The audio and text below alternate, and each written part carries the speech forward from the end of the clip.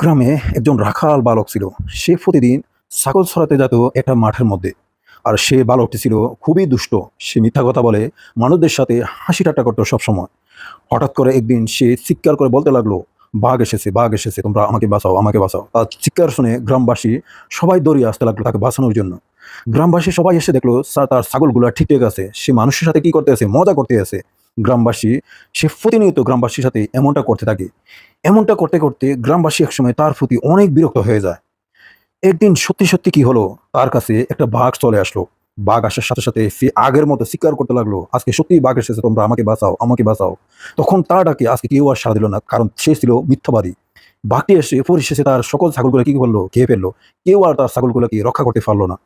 মিথ্যা কথা বলতে বলতে মানুষ একদিন সত্যটাকেও মিথ্যার কথা মনে করে, আর মিথ্যার পরিণাম হচ্ছে খুবই ভয়াবহ। নূর বাবনা, ইসলামের পথে আলোর দিশারি।